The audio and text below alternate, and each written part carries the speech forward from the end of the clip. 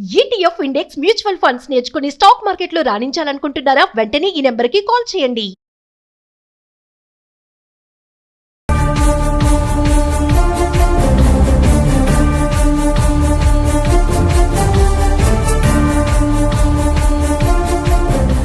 నమస్తే, welcome back to Suman TV. Present మనతో పాటు ఉన్నారు business analyst doctor Nandi Rameshwar Rao గారు. నమస్తే సార్. నమస్తే. సార్, ట్రంప్ అనగానే మీరు ట్రంప్ తీసుకునే డెసిషన్స్ అసలు విచిత్రంగా ఉంటాయి.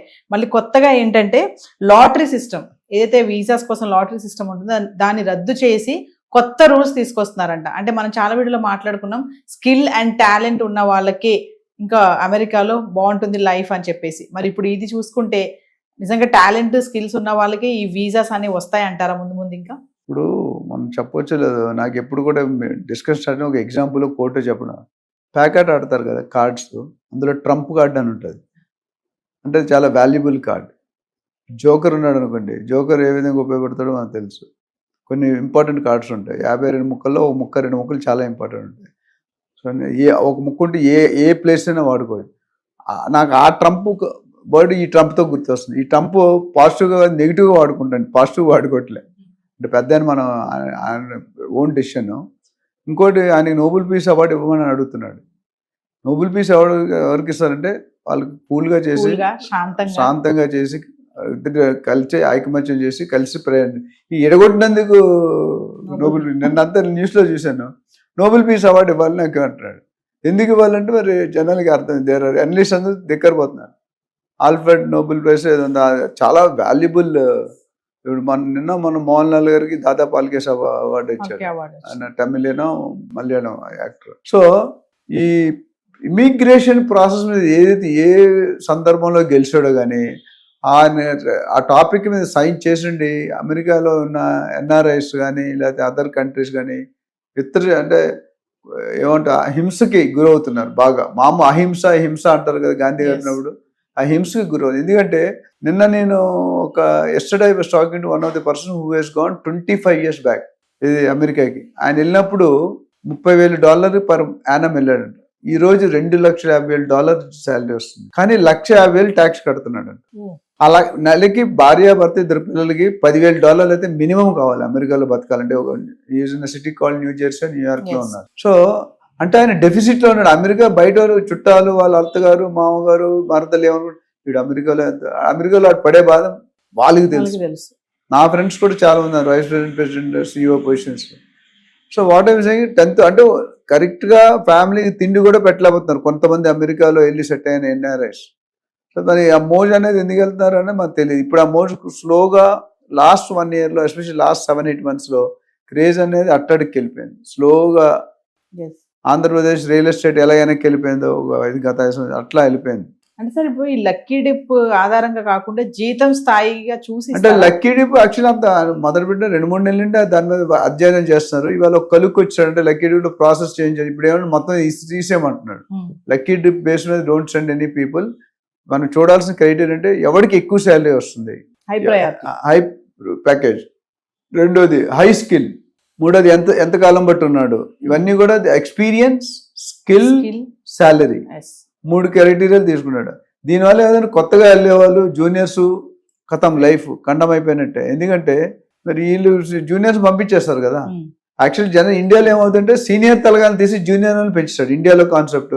మీరు ఏదైనా చూసుకుంటే క్రాస్ కటింగ్ అని ఒక తలకాయని తీసి వాడి కింద 100 మంది, ఒక జిఎం వైస్ ప్రెసిడెంట్ తీసారనుకోండి, ఏమవుతుంది మీకు శాలరీ వైజ్లో అంటే తక్కువ లెవెల్లో ప్లాన్ అవుతుంది. అంటే ఏంటంటే ఒకరిని తీస్తే 10 మందిని అకామిడేట్, ఇక్కడ 10 మందిని తీసి ఒకరిని అకామిడేట్ చేయండి, అంటే నెంబర్ ఆఫ్ పీపుల్ తగ్గిపోవాలనుకుంటున్నాడు. సో దీనివల్ల ఏమవుతుందంటే already we are in disturbed stage. ఎవరైతే బయట నుండి వెళ్దాం అనుకుంటారో, కానీ ఒక విధంగా మంచిదే. ఎందుకంటే స్కిల్డ్ పీపుల్, అంటే క్వాలిఫైడ్ లీగల్గా వెళ్ళే వాళ్ళు ఉంచడం మంచిది. అది మనకు కూడా ఒక లెసన్. ఎందుకంటే we should come out from that phobia.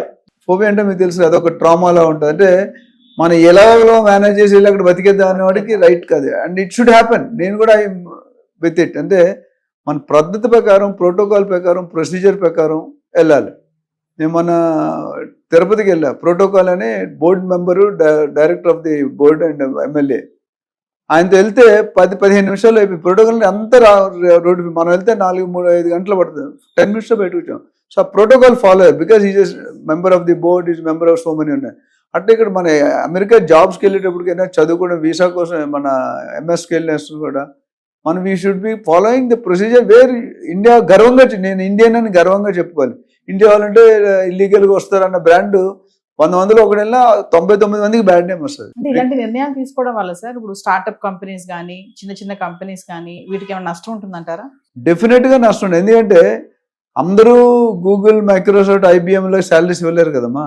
Some top companies, top 10 companies of the world ఇచ్చే శాలరీలు నోవేర్ ఇట్స్ కంపారిజన్.